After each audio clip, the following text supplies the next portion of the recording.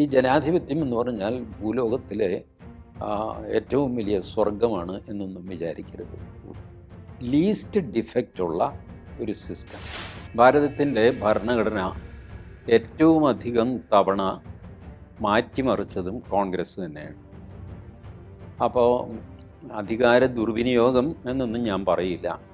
അധികാരം വിനിയോഗിച്ചു. നെഹ്റു വാസ്തവത്തിൽ ഒരു കമ്മ്യൂണിസ്റ്റുകാരനായിരുന്നു, കോൺഗ്രസ് ഒന്നും ആയിരുന്നില്ല. ഗാന്ധി തൊപ്പി വെച്ച ഒരു കമ്മ്യൂണിസ്റ്റുകാരൻ എന്ന് പറയാം. അടിയന്തരാവസ്ഥ വന്നു കഴിഞ്ഞപ്പോൾ അതിഭീമമായ ഒരു അമെൻമെൻറ്റ് ഇന്ദിരാഗാന്ധി കൊണ്ടുവന്നു. 42ാം ഭരണഘടനാ ഭേദഗതി എന്ന് പറഞ്ഞു. അതിനകത്ത് ഒരുപാട് മാറ്റങ്ങൾ കൊണ്ടുവന്നു. ഒരു വോട്ടിന് വോട്ട്, 1 പേഴ്സൺ 1 വാല്യൂ, ഒരേ വാല്യൂ ആയിരിക്കണം.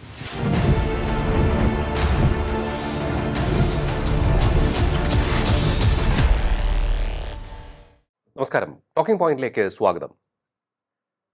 ഇന്ത്യയിലെ രാഷ്ട്രീയ രംഗം വലിയ മാറ്റങ്ങൾക്ക് വിധേയമായിക്കൊണ്ടിരിക്കുകയാണ്. BJPയുടെ വളർച്ചയും തുടർഭരണവും എതിർപക്ഷത്തെ പാർട്ടികളെ വല്ലാതെ ആശങ്കയിലാക്കിയിട്ടുണ്ട് എന്നാണ് നമുക്ക് മനസ്സിലാക്കാൻ കഴിയുന്നത്. തിരിച്ച് പൊരുതിക്കയറുവാനുള്ള ഓരോ പ്രതീക്ഷയും അവർക്ക് നഷ്ടപ്പെട്ടുകൊണ്ടിരിക്കുന്നു. അവരുടെ ദൗർബല്യങ്ങൾ ഓരോന്നായി പുറത്തു വന്നുകൊണ്ടിരിക്കുന്നു. ഇതിനിടയിൽ കേന്ദ്രഭരണത്തിന് നേതൃത്വം നൽകുന്ന BJP നേരിട്ട ഏറ്റവും വലിയ ആരോപണം അധികാര ദുർവിനിയോഗമാണ്. കേന്ദ്ര ഏജൻസികളെ സ്വാധീനിക്കുന്നു. ഏറ്റവും ഒടുവിൽ വളരെ ഗുരുതരമായിട്ടുള്ള ഒരു ആരോപണം വന്നത് തിരഞ്ഞെടുപ്പ് കമ്മീഷനെ പോലും സ്വാധീനിക്കുന്നു കേന്ദ്ര സർക്കാർ എന്നുള്ള തരത്തിലാണ്.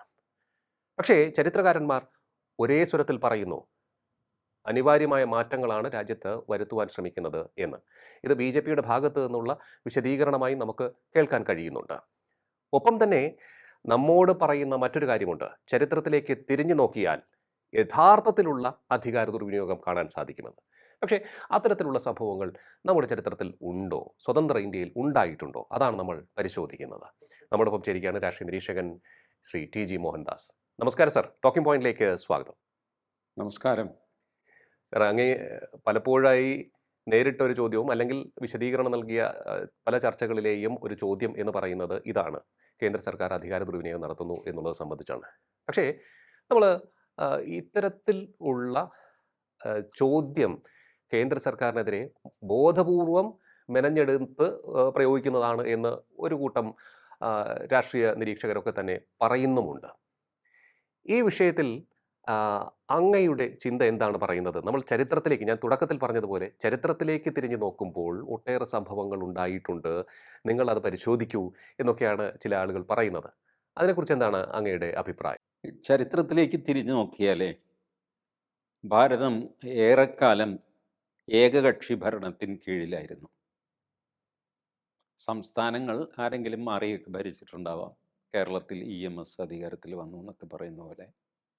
ബട്ട് ദീർഘകാലം കോൺഗ്രസ് എന്ന ഒറ്റ പാർട്ടിയുടെ കീഴിലായിരുന്നു ഭാരതം. ഭാരതത്തിൻ്റെ ഭരണഘടന ഏറ്റവും അധികം തവണ മാറ്റിമറിച്ചതും കോൺഗ്രസ് തന്നെയാണ്. അപ്പോൾ അധികാര ദുർവിനിയോഗം എന്നൊന്നും ഞാൻ പറയില്ല. അധികാരം വിനിയോഗിച്ചു. മാക്സിമം അവർക്ക് അനുകൂലമായിട്ട് അവർ അധികാരം വിനിയോഗിച്ചു. ഇപ്പോഴുള്ള പലർക്കും ഓർമ്മയുണ്ടാവില്ല ഈ കാര്യം. ഈ നമ്മളുടെ ഫണ്ടമെൻ്റൽ റൈറ്റ്, മൗലികാവകാശങ്ങളുണ്ടല്ലോ, ആർട്ടിക്കിൾ 19 കൊടുത്തിരിക്കുന്ന ആ മൗലികാവകാശങ്ങൾക്ക് നിയന്ത്രണം കൊണ്ടുവന്നത് ജവഹർലാൽ നെഹ്റുവാണ്. ഓക്കെ. അതായിരുന്നു ഭരണഘടനയുടെ ആദ്യത്തെ ഭേദഗതി, ഫസ്റ്റ് അമെൻമെൻറ്റ്. അതാണ് മൗലിക അവകാശങ്ങൾക്ക് തന്നെ നിയന്ത്രണം കൊണ്ടുവന്നു ആദ്യം, അല്ലേ? അതെ. മൗലികാവകാശങ്ങൾ 19(1) അതാണ് മൗലികാവകാശങ്ങൾ. ഓക്കെ. അതിന് 19(2) എന്ന് പറഞ്ഞ് നിയന്ത്രണങ്ങൾ കൂട്ടിച്ചേർത്തത് ജവഹർലാൽ നെഹ്റുവാണ്. അതിന് കാരണം വളരെ രസമാണ്. ഈ ക്രോസ് റോഡ്സ് എന്ന് പറഞ്ഞൊരു പ്രസിദ്ധീകരണം, രമേശ് താപ്പർ അതിൻ്റെ എഡിറ്ററും ഉടമസ്ഥനുമൊക്കെ ആയിരുന്നു. പിന്നെ RSSകാരുടെ ഓർഗനൈസർ ഡൽഹിയിൽ നിന്ന് ഇറങ്ങുന്നത്. ഈ 2 പ്രസിദ്ധീകരണങ്ങൾ നെഹ്റു നിരോധിച്ചു. ആ നിരോധനം ചോദ്യം ചെയ്യപ്പെട്ടു. ആ കേസ് മദ്രാസ് ഹൈക്കോടതിയാണ് ആദ്യം കേട്ടത്. മദ്രാസ് ഹൈക്കോടതി പറഞ്ഞു ഇവരെഴുതിയ കാര്യങ്ങൾ ഇവരുടെ അഭിപ്രായ സ്വാതന്ത്ര്യത്തിൽ വരുന്നതാണ്. കാരണം അന്ന് നിശിതമായിട്ട് നെഹ്റുവിനെ വിമർശിച്ചുകൊണ്ടിരുന്നത് ഈ ഓർഗനൈസറും ക്രോസ് റോഡ്സുമായിരുന്നു. ക്രോസ് റോഡ്സ് ബേസിക്കലി ഒരു കമ്മ്യൂണിസ്റ്റ് ചായ്വുള്ള, ചായ്വല്ല, ഒരു കമ്മ്യൂണിസ്റ്റ് പത്രം തന്നെയായിരുന്നു അത്. പക്ഷേ നമ്മുടെ സാമ്പ്രദായിക കമ്മ്യൂണിസ്റ്റ് പാർട്ടിയുമായിട്ട് അങ്ങനെ ബന്ധപ്പെട്ട് നിന്നതുമല്ല. ഒരു സ്വതന്ത്ര കമ്മ്യൂണിസ്റ്റ് എന്ന് പറയാവുന്ന പത്രം. RSSനെ പണ്ടേ അവരുടെ രീതി അറിയാമല്ലോ. നെഹ്റുവിനെ അതെ. നിരന്തരം അവരും വിമർശിച്ചുകൊണ്ടിരുന്നു. ഇത് നിരോധിച്ചു. മദ്രാസ് ഹൈക്കോടതി ആ നിരോധനം തെറ്റാണെന്ന് പറഞ്ഞു. അവർ സുപ്രീം കോടതിയിൽ വന്നു. സുപ്രീം കോടതിയും ഇത് അഭിപ്രായ സ്വാതന്ത്ര്യത്തിൽ പെടും എന്ന് പറഞ്ഞിട്ട് ഈ നിരോധനം നീക്കി. അപ്പോൾ ആ വിധി മറികടക്കാനായിട്ടാണ് ജവഹർലാൽ നെഹ്റു ആദ്യമായിട്ട് മൗലികാവകാശങ്ങൾക്ക് നിയന്ത്രണം ഏർപ്പെടുത്തുന്നത്. ഓഹോ. അപ്പോൾ ഈ നമുക്ക് സംസാരിക്കാനുള്ള, എഴുതാനുള്ള, വരയ്ക്കാനുള്ള, ചിത്രം വരയ്ക്കാനുള്ള, നൃത്തം ചെയ്യാനുള്ള ഒക്കെ സ്വാതന്ത്ര്യം, ഫ്രീഡം ഓഫ് എക്സ്പ്രഷൻ എന്ന് പറയും. എക്സ്പ്രഷൻ എന്ന് പറയുമ്പോൾ അതിനകത്ത് ഇതെല്ലാം വരും. ഉം. പ്രകടിപ്പിക്കുക, അത് എഴുത്താവാം, പ്രസംഗമാവാം, പാട്ടാവാം, ചിത്രകലയാവാം, എന്തുവാകാം, എക്സ്പ്രഷൻ. അപ്പോൾ ഫ്രീഡം ഓഫ് എക്സ്പ്രഷന് തടയിട്ടത് നെഹ്റുവാണ്. അത് ശരിയോ തെറ്റോ എന്നുള്ളതല്ല ഞാൻ പറയുന്നത്, തടയിട്ടത് നെഹ്റുവാണ്. അങ്ങനെ അൺറെസ്ട്രിക്റ്റഡ് ഫ്രീഡം എന്ന് പറയുന്നത് നമുക്കില്ലാതെയായി. ഇന്നിപ്പോൾ ഞാനും ലിയോയും ഒക്കെ സംസാരിക്കുമ്പോൾ സൂക്ഷിച്ചില്ലെങ്കിൽ ഏതെങ്കിലും വകുപ്പിലൊക്കെ പെടുത്തി നമ്മളെ അറസ്റ്റ് ചെയ്യാനോ തടവിലിടാനോ ഒക്കെ ഭരണാധികാരികൾക്ക് സാധിക്കും. ഇതിൻ്റെ ഭരണഘടനാപരമായ ഫ്രെയിംവർക്ക് തയ്യാറാക്കിയത് നെഹ്റുവാണ്. ഓക്കെ. ആദ്യത്തെ അമെൻമെൻറ്റിൻ്റെ തലക്കെട്ട് തന്നെ എങ്ങനെയാണ്, ഈ സുപ്രീം കോടതി വിധിയെ മറികടക്കാൻ വേണ്ടി കൊണ്ടുവരുന്ന ഭരണഘടനാ ഭേദഗതി എന്ന് പറഞ്ഞു തന്നെയാണ് നെഹ്റു അത് മാറ്റിമറിച്ചത്. ഓക്കെ. ആഹാ. അതിനുശേഷം ഭൂപരിഷ്കരണത്തിന് വേണ്ടിയിട്ടും ഇതുപോലെ ഭരണഘടനാ ഭേദഗതി ചെയ്തു. നമ്മുടെ ഫണ്ടമെൻ്റൽ റൈറ്റിൽ, മൗലികാവകാശങ്ങളിൽ പ്രോപ്പർട്ടി, ഭൂമി ഉണ്ടായിരുന്നു. ഇപ്പോൾ മൗലികാവകാശത്തിൽ ഭൂമിയില്ല. ഞാനോ ലിയോയോ താമസിക്കുന്ന സ്ഥലത്തിൽ നമുക്ക് മൗലികമായ അവകാശമില്ല, നിയമപരമായ അവകാശമേ ഉള്ളൂ. കറക്റ്റ്. എപ്പോൾ വേണമെങ്കിലും സർക്കാരിന് നമ്മളെ ഇറക്കി വിടാം. ഉം. സർക്കാരിൻ്റെ ഒരാവശ്യത്തിനായിട്ട് നമ്മളുടെ ഭൂമി ഏറ്റെടുക്കാം. നഷ്ടപരിഹാരം കൊടുക്കണം എന്നേ ഉള്ളൂ. ഈ നഷ്ടപരിഹാരം പോലും മൗലികാവകാശമല്ല. അതൊരു അവകാശമാണ്, പക്ഷേ മൗലികാവകാശമല്ല. ഭരണഘടനാപരമായ അവകാശത്തിനാണ് കോൺസ്റ്റിറ്റ്യൂഷണൽ റൈറ്റ് എന്ന് പറയുന്നത്. ഭരണഘടനയ്ക്ക് കീഴിൽ സംസ്ഥാനമോ കേന്ദ്രമോ ഉണ്ടാക്കിയ നിയമത്തിന് കീഴിൽ നമുക്ക് കിട്ടുന്ന അവകാശത്തിന് സ്റ്റാറ്റ്യൂട്ടറി റൈറ്റ് എന്ന് പറയും. അപ്പോൾ ഇപ്പോൾ നമ്മളുടെ ഭൂമിയുടെ മേലുള്ള അവകാശം സ്റ്റാറ്റ്യൂട്ടറി റൈറ്റാണ്, ഫണ്ടമെൻ്റൽ റൈറ്റ് അല്ല. ഏത് ഭൂമിയും എപ്പോൾ വേണമെങ്കിലും സർക്കാരിന് ഏറ്റെടുക്കാം. നഷ്ടപരിഹാരം കൊടുക്കണം, നഷ്ടപരിഹാരം എത്ര കൊടുക്കണം, അത് കൊടുക്കണോ, ഇതൊന്നും ഭരണഘടനയിലില്ല. ഇത് ലാൻഡ് അക്വിസിഷൻ ആക്റ്റിലാണുള്ളത്. ലാൻഡ് അക്വിസിഷൻ ആക്ട് അനുസരിച്ച്, അതുകൊണ്ടാണ് നമ്മൾ ഇതും വെച്ച് ജില്ലാ കളക്ടർക്കെതിരെ ഹൈക്കോടതിയിൽ കേസ് പറഞ്ഞും പിടിച്ചും ഒക്കെ മനുഷ്യൻ ഒരു തുണ്ട് ഭൂമി സർക്കാരിന് കൊടുക്കാത്തത് എന്തുകൊണ്ടാണ്? നഷ്ടപരിഹാരം നിരവധി കിട്ടില്ല, അതുകൊണ്ടാണ്. ഉം, ഉം, ഉം. അപ്പോൾ ഇതെല്ലാം ഈ അടിസ്ഥാനപരമായ ഭരണഘടനയിൽ ഈ മാറ്റം വരുത്തിയത് നെഹ്റു പ്രധാനമന്ത്രിയായിരിക്കുമ്പോഴാണ്. കാരണം അന്ന് ഈ ജമീന്ദാരി സമ്പ്രദായം അവസാനിപ്പിക്കുക. ഉം, ഉം. അപ്പോൾ അതിന് ഗോലഖ്നാഥ് എന്ന് പറഞ്ഞൊരു ജമീന്ദാറിൻ്റെ സ്ഥലം ഏറ്റെടുത്തപ്പോൾ അയാൾ കേസിന് പോയി. അതാണ് പ്രസിദ്ധമായ ഗോലഖ്നാഥ് കേസ് എന്നറിയപ്പെടുന്നത്. ഗോലഖ്നാഥ് കേസിൽ അയാൾക്ക് അനുകൂലമായിട്ട് വിധി വന്നു. കാരണം ഭൂമി കൈവശം വയ്ക്കുന്നത് മൗലികാവകാശമാണ്, ഭരണഘടനയിലുള്ളതാണ്. മൗലികാവകാശത്തിൽ കേന്ദ്ര സർക്കാർ തൊടാൻ പാടില്ല. ഇങ്ങനെ വന്നു കഴിഞ്ഞപ്പോൾ ഈ സാധനം തന്നെ, ഭൂമി കൈവശം വയ്ക്കാനുള്ള അവകാശം മൗലികമല്ല എന്ന് പറഞ്ഞിട്ട് അതിനെ ആർട്ടിക്കിൾ 19 നിന്ന് മാറ്റിയിട്ട് ആർട്ടിക്കിൾ 300 ആക്കി. 300A എന്നോ അങ്ങനെ എന്തോ ഒരു വകുപ്പുണ്ടാക്കിയിട്ട് അവിടെ വെച്ചു.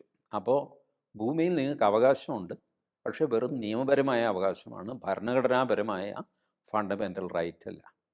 അടിസ്ഥാനപരമായി ഈ മാറ്റങ്ങളൊന്നും ആരും ശ്രദ്ധിക്കാറില്ല, എല്ലാവരും മറന്നു കളയുകയാണ്.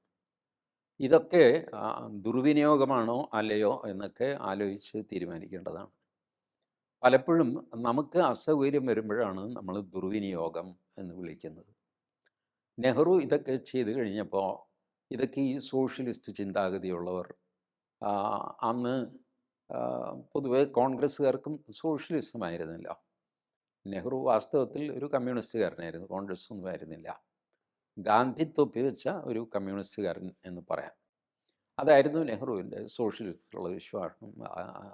സോവിയറ്റ് യൂണിയനുമായിട്ടുള്ള കൂട്ടുകെട്ട് ഇങ്ങനെയൊക്കെയാണ് പോയിക്കൊണ്ടിരുന്നത്.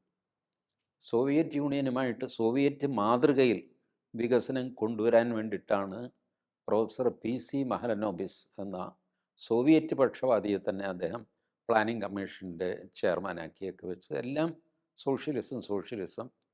1962 തമിഴ്നാട്ടിലെ ആവടിയിൽ ചേർന്ന AICC സമ്മേളനം അതിൽ സോഷ്യലിസം അവരുടെ ഔദ്യോഗിക ലക്ഷ്യമായിട്ട് പ്രഖ്യാപിച്ചു.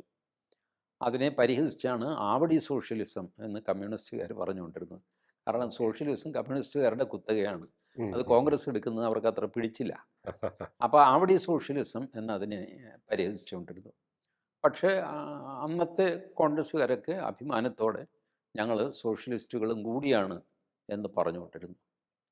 ഇത് മുന്നോട്ട് പോയിട്ട് അടിയന്തരാവസ്ഥ വന്നു കഴിഞ്ഞപ്പോൾ അതിഭീമമായ ഒരു അമെൻമെൻറ്റ് ഇന്ദിരാഗാന്ധി കൊണ്ടുവന്നു. 42ാം ഭരണഘടനാ ഭേദഗതി എന്ന് പറഞ്ഞു. അതിനകത്ത് ഒരുപാട് മാറ്റങ്ങൾ കൊണ്ടുവന്നു. അതിൽ പ്രധാനമായിരുന്നു നമ്മളുടെ ഭരണഘടനയുടെ പ്രിയാമ്പിളിൽ, മുഖവുരയിൽ തന്നെ സെക്യുലറിസം, സോഷ്യലിസം ഈ 2 വാക്ക് എഴുതി ചേർത്തത്. അതിനു മുമ്പ് ഈ 2 വാക്ക് ഭരണഘടനയിൽ ഉണ്ടായിരുന്നില്ല. അപ്പോൾ ഇന്നിപ്പോൾ ഈ കൊട്ടിഘോഷിക്കുന്ന ഇന്ത്യ ഒരു സെക്യുലറാണ് എന്നൊക്കെ പറയുന്നത്, ഇത് 1976 സംഭവിച്ച കാര്യമാണ്. അതിനു മുമ്പ് അതുണ്ടായിരുന്നില്ല. ജവഹർലാൽ നെഹ്റു സെക്യുലറൊക്കെ ആയിരുന്നു, പക്ഷേ ഭരണഘടനയിൽ അത് എഴുതി വച്ചിരുന്നില്ല. സെക്യുലർവാദികളുടെ വലിയ ദൈവമാണ് ബാബാ സാഹേബ് അംബേദ്കർ. അദ്ദേഹമായിരുന്നു ഭരണഘടനയുടെ ഡ്രാഫ്റ്റിംഗ് കമ്മിറ്റി ചെയർമാൻ. അദ്ദേഹം ഈ വാക്ക് ഭരണഘടനയിൽ ചേർത്തില്ല. സോഷ്യലിസം ചേർക്കുമായിരുന്നുമില്ല. കാരണം സോഷ്യലിസം വൈഡ്ലി അക്സെപ്റ്റഡ് ഒരു ഐഡിയ അല്ല. Even secularism widely accepted idea അല്ല. ഇതൊക്കെ പറഞ്ഞു കഴിഞ്ഞാൽ ആർക്കും കാരണം ഇത് എൻ്റെ വാദങ്ങൾക്ക് കൺവീനിയൻസ് നൽകുന്നു, ബലം നൽകുന്നു, അതുകൊണ്ട് അത് നല്ല കാര്യം. മറ്റേ ആൾ ചെയ്താൽ ചീത്തക്കാര്യം. പക്ഷേ അതിന് ശേഷമുള്ള സർക്കാരുകാർ ആരും തന്നെ ഒരു അടിസ്ഥാനപരമായ മാറ്റം ഭരണഘടനയിൽ കൊണ്ടുവന്നില്ല. സാർ, അപ്പോൾ ഭരണഘടനാ എൻ്റെ ഭേദഗതികൾ ഒരു ഇഷ്ടം സംശയം പോലെ ചോദിച്ചോട്ടെ വന്നു. സാർ, എൻ്റെ ഒരു സംശയം ചോദിച്ചോട്ടെ സാർ, ഈ സെക്യുലറിസവും സോഷ്യലിസവും എന്നീ 2 വാക്കുകൾ എഴുതി ചേർത്തത് അനാവശ്യമാണ് എന്ന് സമർത്ഥിക്കുന്നവരുടെ എണ്ണം കൂടുതലുണ്ടോ നമുക്ക്? കാരണം ഈ സെക്യുലറിസവും സോഷ്യലിസവും എന്ന് പറയുന്ന ഈ 2 വാക്കുകൾ പൊതുസമൂഹത്തിൽ ഇന്ന് വലിയ രീതിയിൽ അക്സെപ്റ്റ് ചെയ്യപ്പെടുന്നതല്ലേ? വലിയ രീതിയിൽ അക്സെപ്റ്റ് ചെയ്യപ്പെടുന്നത് അതിനൊരു നിർവചനമില്ലാത്തതുകൊണ്ടാണ്. സോഷ്യലിസം, സെക്യുലറിസം ഇതിന് നിർവചനമില്ല, ഭരണഘടനയിൽ നിർവചനമില്ല. ലോക്സഭയിൽ ചർച്ചയും നടന്നിട്ടില്ല. ഇന്ദിരാഗാന്ധിയും കൊണ്ടുവന്നു, അങ്ങ് പാസ്സായി. അന്ന് അടിയന്തരാവസ്ഥയായിരുന്നു, എതിർ ശബ്ദങ്ങൾക്ക് സ്ഥാനമില്ല. അപ്പോൾ സെക്യുലറിസം നല്ലൊരു ഐഡിയ ആണ് എന്ന് ഞാൻ പറയുമ്പോൾ എനിക്ക് എൻ്റേതായ ഒരു നിർവചനമുണ്ട്. ലിയോയുടെ മനസ്സിൽ ലിയോയുടെ ഒരു നിർവചനമുണ്ട്. കേൾക്കുന്ന മൂന്നാമതൊരാളുടെ മനസ്സിൽ അയാൾക്കൊരു നിർവചനമുണ്ട്. പക്ഷേ 3 പേര് സെക്യുലറിസം കൊള്ളാം എന്നൊക്കെ പറയും. ഓരോരുത്തരും ഓരോ അർത്ഥത്തിലാണ് ഇത് കൊള്ളാം എന്ന് പറയുന്നത്. അതാണ് സെക്യുലറിസത്തിൻ്റെ ഒരു ദോഷം. സുപ്രീം കോടതി പോലും സെക്യുലറിസത്തെ അവർക്ക് തോന്നിയ മാതിരിയൊക്കെയാണ് ഓരോ കേസ് വരുമ്പോൾ ഓരോ നിർവചനം പറയും. ഇങ്ങനെ അത് പോകുന്നത്. ഒരാൾ സോഷ്യലിസത്തെ ചലഞ്ച് ചെയ്തിരുന്നു. ഈ നമ്മളുടെ നരസിംഹറാവുവിൻ്റെ കാലത്ത് ലിബറലൈസേഷൻ, പ്രൈവറ്റൈസേഷൻ, ഗ്ലോബലൈസേഷൻ, LPG എന്ന് പറയും. അത് കൊണ്ടുവന്നു കഴിഞ്ഞപ്പോൾ, ആ പരിഷ്കാരങ്ങൾ കൊണ്ടുവന്നപ്പോൾ അതിൽ പ്രൈവറ്റൈസേഷൻ അത് സോഷ്യലിസത്തിന് വിരുദ്ധമാണ്. സോഷ്യലിസം എന്ന് പറഞ്ഞാൽ എല്ലാം സ്റ്റേറ്റിൻ്റെ കീഴിലായിരിക്കണം എന്ന് വാദിച്ച് ഭരണഘടനയ്ക്ക് വിരുദ്ധമായ പരിഷ്കാരമാണിത് എന്ന് പറഞ്ഞ് ഒരാൾ സുപ്രീം കോടതിയിൽ പോയിരുന്നു. കറക്റ്റ് പോയിൻ്റാണ് അയാളുടെ കേട്ടോ. പക്ഷേ സുപ്രീം കോടതി എന്ത് ചെയ്തു? സുപ്രീം കോടതി പറഞ്ഞു സോഷ്യലിസത്തിന് ഒരു പ്രത്യേക നിർവചനമില്ല. ലോകമാസകലം ഇതാണ് സോഷ്യലിസം എന്ന് പറയുന്ന ഒരു ഫൈനൽ നിർവചനമില്ല. ഓരോരുത്തർക്ക് ഓരോ നിർവചനമാണ് സോഷ്യലിസത്തിന്. സോവിയറ്റ് യൂണിയനിൽ ഒരു നിർവചനമാണ്, അമേരിക്കയിൽ വേറൊരു നിർവചനമാണ്, ഓസ്ട്രേലിയയിൽ പോയ മൂന്നാമതൊരു.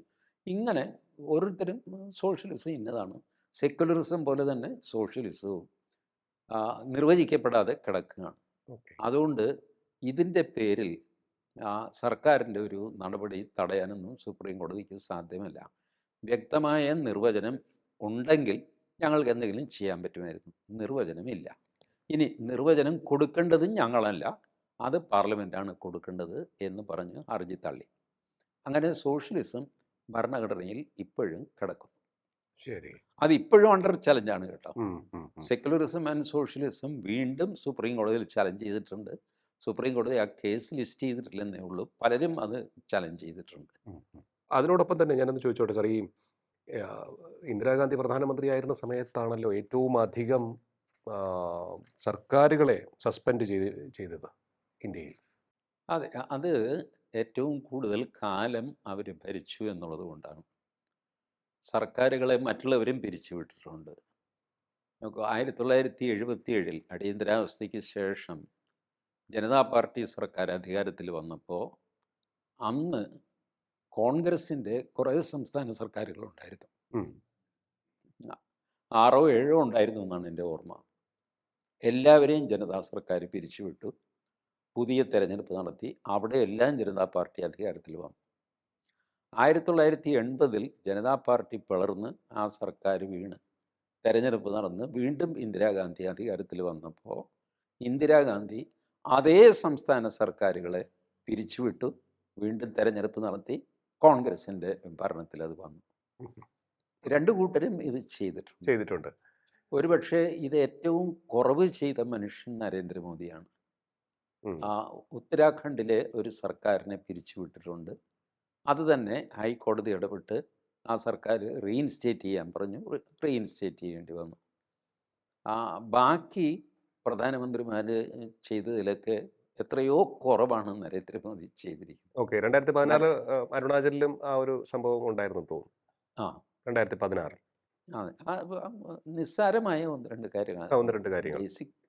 ബേസിക് ആയിട്ട് ഒരു അങ്ങനെ പിരിച്ചുവിടൽ ഒരു അജണ്ടയായിട്ട് നരേന്ദ്രമോദി കൊണ്ടു നടന്നിട്ടില്ല.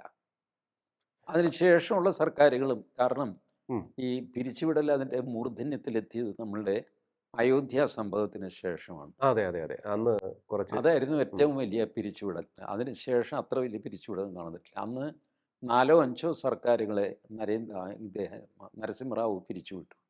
ശരിയാണ്. അത് ചലഞ്ച് ചെയ്യപ്പെട്ടു. അതിലൊന്നായിരുന്നു കർണാടകയിലെ ബൊമ്മൈ സർക്കാരിൻ്റെ കേസ്. അതാണ് SR ബൊമ്മൈ കേസ് എന്ന് അറിയപ്പെടുന്നത്. അപ്പോൾ SR ബൊമ്മൈ കേസിൽ വിശദമായ വലിയ ജഡ്ജ്മെൻ്റാണ്. 300 പേജുള്ള വലിയ ജഡ്ജ്മെൻറ്റിൽ സുപ്രീം കോടതി കുറേ റൈഡർ ഇട്ടു. ഒരു സർക്കാരിനെ പിരിച്ചുവിടണമെങ്കിൽ ഇന്ന കാര്യങ്ങൾ ചെയ്യണമെന്നൊക്കെ പറഞ്ഞ് അതിൽ പ്രധാനപ്പെട്ടത് നിങ്ങൾക്ക് പിരിച്ചുവിടാം, പക്ഷേ 2 ആഴ്ചയ്ക്കുള്ളിലോ അത് 1 മാസത്തിനുള്ളിലോ മറ്റോ ലോക്സഭയിലും രാജ്യസഭയിലും പ്രമേയം അവതരിപ്പിച്ച് ഇതിനനുകൂലമായിട്ടുള്ള ആ പ്രമേയം അവതരിപ്പിച്ച് പാസ്സാക്കിയെടുക്കണം. അപ്പോൾ എന്ത് സംഭവിച്ചു? ലോക്സഭയിലും രാജ്യസഭയിലും നിങ്ങൾക്ക് ഭൂരിപക്ഷം ഉണ്ടെങ്കിൽ മാത്രമേ നിങ്ങൾക്കൊരു സംസ്ഥാന സർക്കാരിനെ പിരിച്ചുവിടാൻ പറ്റൂ എന്നുള്ള സ്ഥിതി വന്നു. അതിന് ശേഷം വന്ന സർക്കാരുകൾ നോക്കും. നരസിംഹറാവുവിന് ശേഷം വന്ന സർക്കാരുകളെല്ലാം തന്നെ 2014 വരെ മൈനോറിറ്റി സർക്കാരുകളായിരുന്നു. കറക്റ്റ്. നരസിംഹറാവുവിന് ശേഷം ദേവഗൗഡ, IK ഗുജറാൾ, വാജ്പേയിയുടെ 13 ദിവസത്തെ മന്ത്രിസഭ, പിന്നെ 13 മാസത്തെ മന്ത്രിസഭ, പിന്നെ 5 വർഷത്തെ മന്ത്രിസഭ, ഇതെല്ലാം മൈനോറിറ്റി മന്ത്രിസഭകളായിരുന്നു.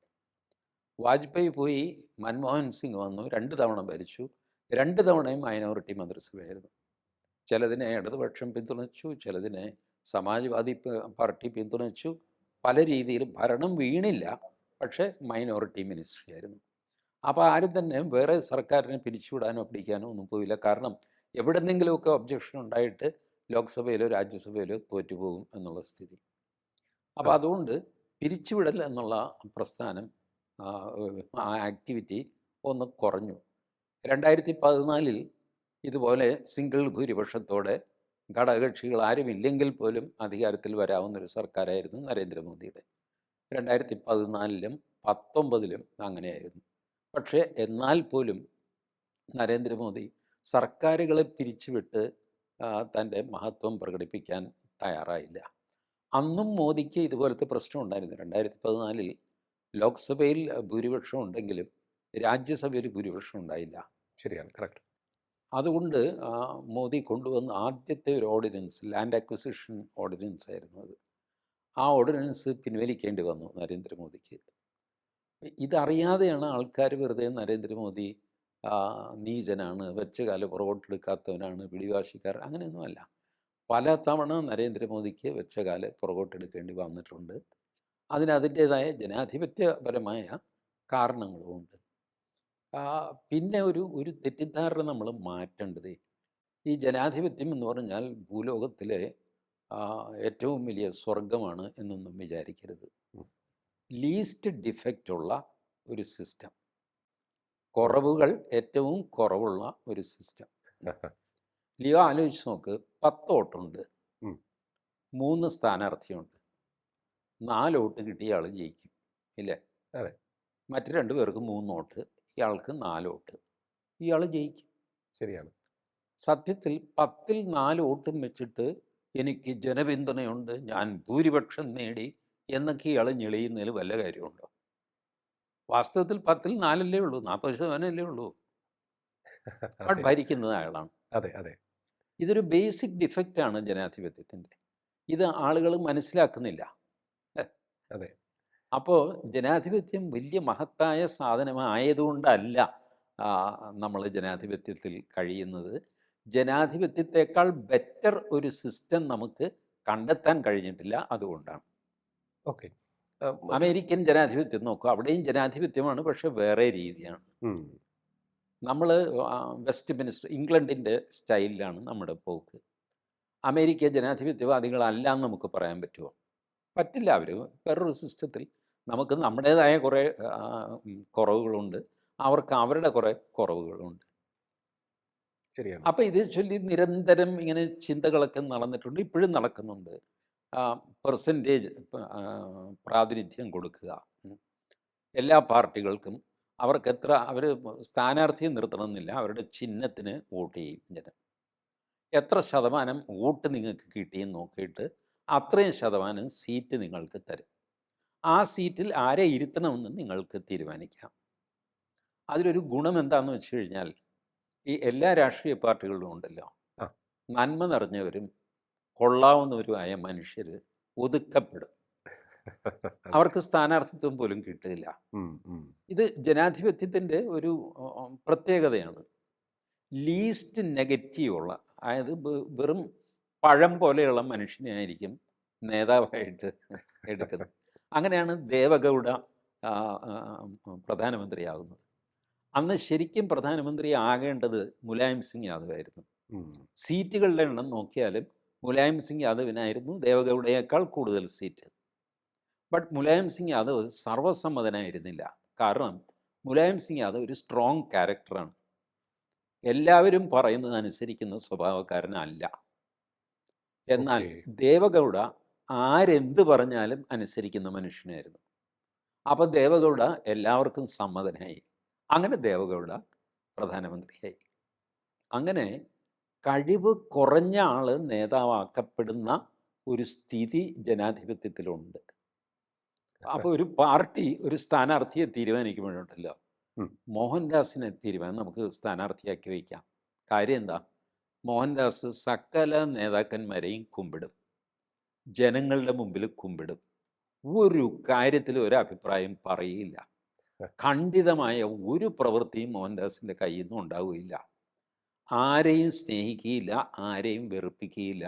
ഇങ്ങനെ അരകലിന് കാറ്റ് പിടിച്ച പോലെ ഒരു മനുഷ്യൻ, മണ്ണിനും ചുണ്ണാമ്പിനും കൊള്ളാത്തവൻ. പക്ഷെ അവനെ സ്ഥാനാർത്ഥിയാക്കാൻ കാര്യം എന്താ? അവന് എതിരാളികളില്ല.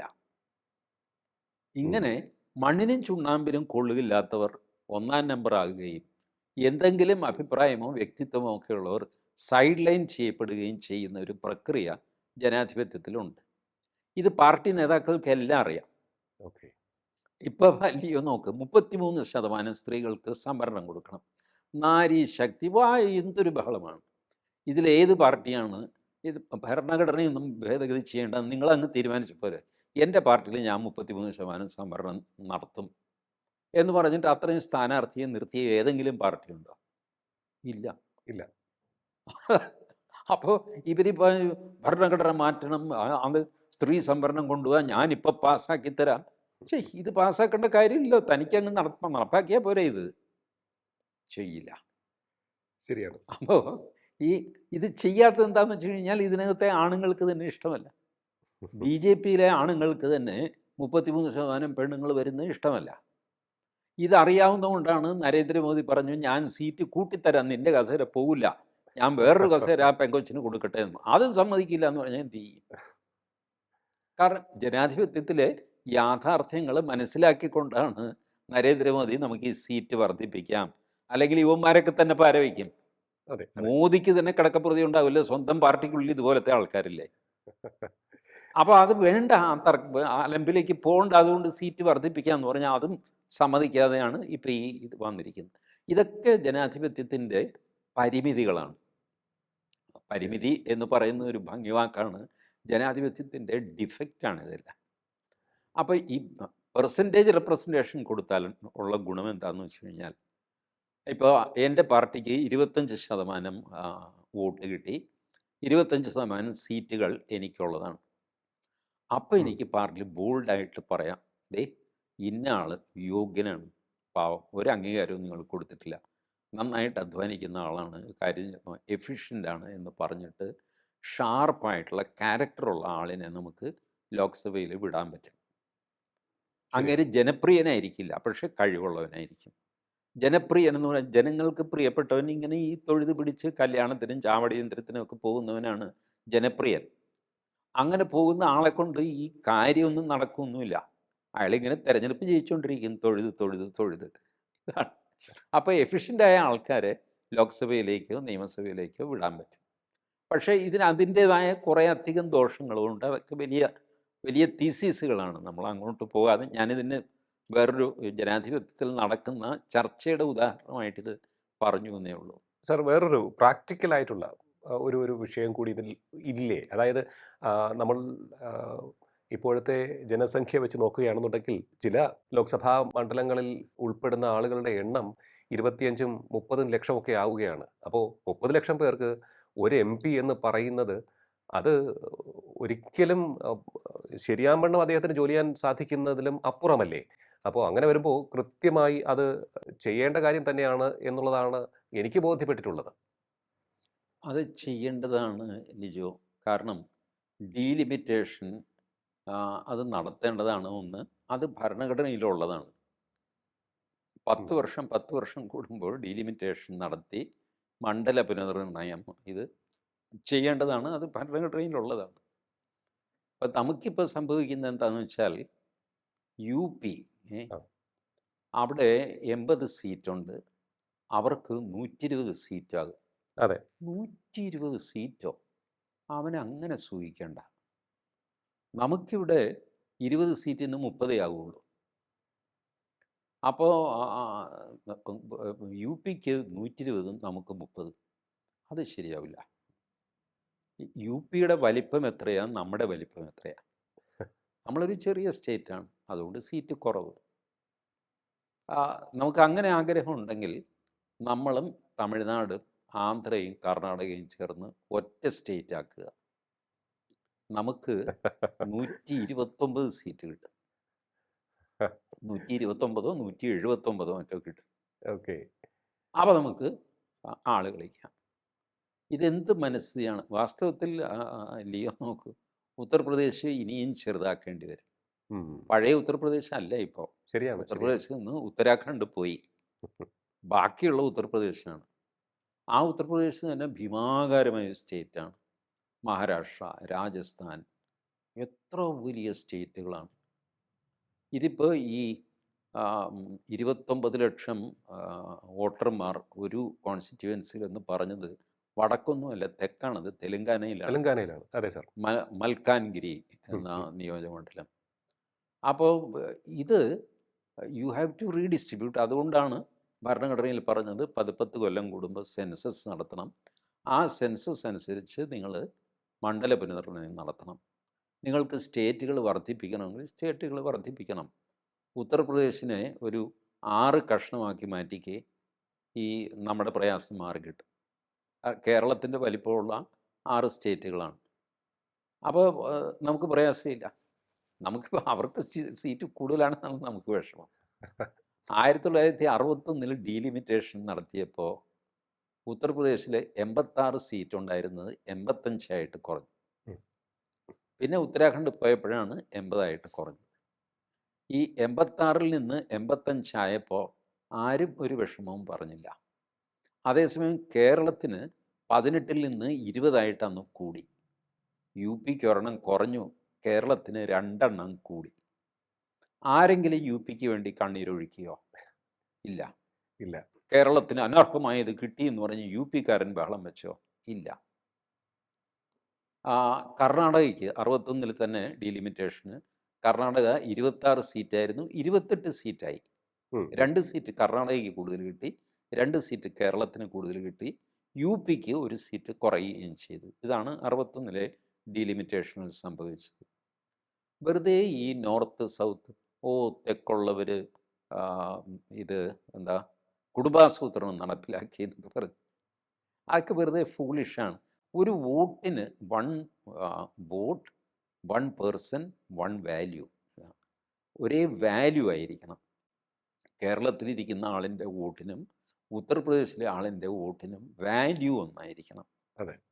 ഇപ്പോൾ Correct. കേരളത്തിലെ സർക്കാർ ജനസംഖ്യാ നിയന്ത്രണത്തിൽ പരാജയപ്പെട്ടു എന്നുള്ളത് എൻ്റെയോ ലിയോയുടെയോ വോട്ടിൻ്റെ വാല്യൂ കുറയാൻ കാരണമാകരുത്. സർക്കാരുകൾ വരും പോകും, ചില പോളിസികൾ പരാജയപ്പെടും, ചിലത് വിജയിക്കും. ഇപ്പോൾ ഒരുപാട് ധാതു സമ്പത്തും സംഗതിയൊക്കെ ഉള്ള സ്റ്റേറ്റുകൾ, ആ പ്രദേശങ്ങൾ, അവിടെ സാമ്പത്തിക വികാസം ഉണ്ടാകും. ഉം. നമുക്ക് കേരളത്തിൽ ഒരു അലൂമിനിയം ഫാക്ടറി വയ്ക്കാൻ പറ്റുമോ? പറ്റില്ല, കാരണം കേരളത്തിൽ അലൂമിനിയം ഇല്ല. ശരിയാണ്. ഒറീസയിലാണ് അലൂമിനിയം ഉള്ളത്. അതുകൊണ്ട് ഒറീസയിൽ വലിയ സ്മെൽറ്റർ പ്ലാന്റ് അത് ഇതൊക്കെ വന്നു. അതിൽ നമ്മൾ അസൂയപ്പെട്ടിട്ട് കാര്യമില്ല. കാരണം ഇത് മൊത്തം നമ്മളുടെ GDP-യിലേക്ക് ഓരോ സംസ്ഥാനം കൊടുക്കുന്നതാണ്.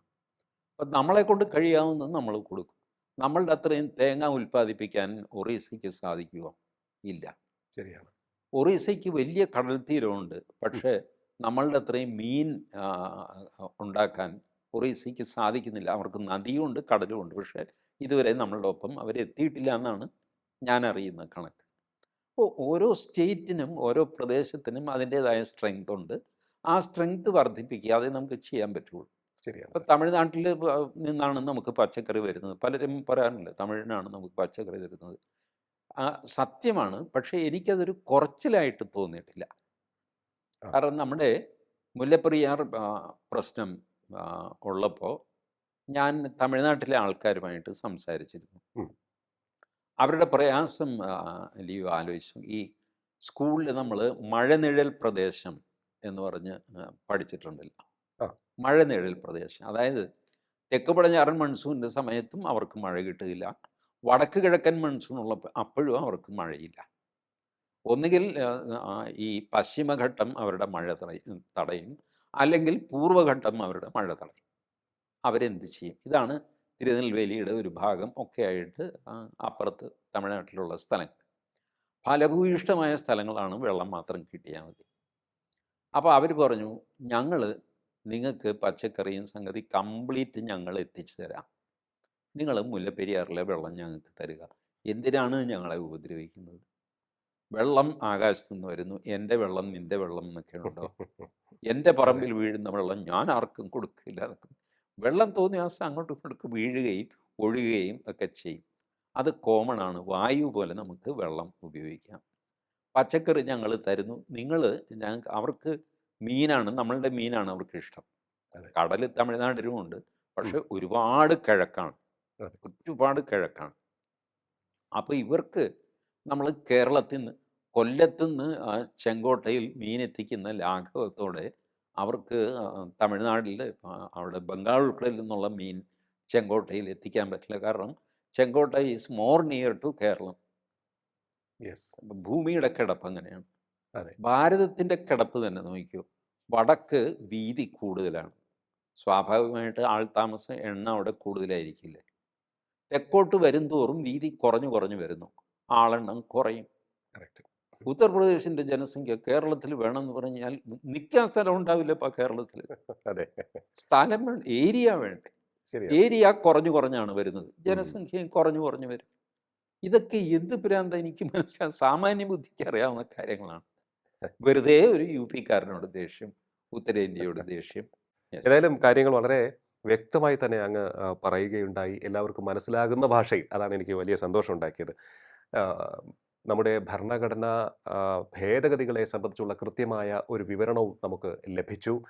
ആഹ് ജവഹർലാൽ നെഹ്റു പ്രധാനമന്ത്രിയായിരുന്ന സമയത്ത് തന്നെ തുടങ്ങിയതാണ് ഈ ഭേദഗതി. അതും നമ്മുടെ മൗലിക അവകാശങ്ങളുടെ ആഹ് ഒക്കെ നിയന്ത്രണം ഏർപ്പെടുത്തിക്കൊണ്ടുള്ള ഭേദഗതിയിലൂടെയായിരുന്നു അതിന് തുടക്കം കുറിച്ചത്.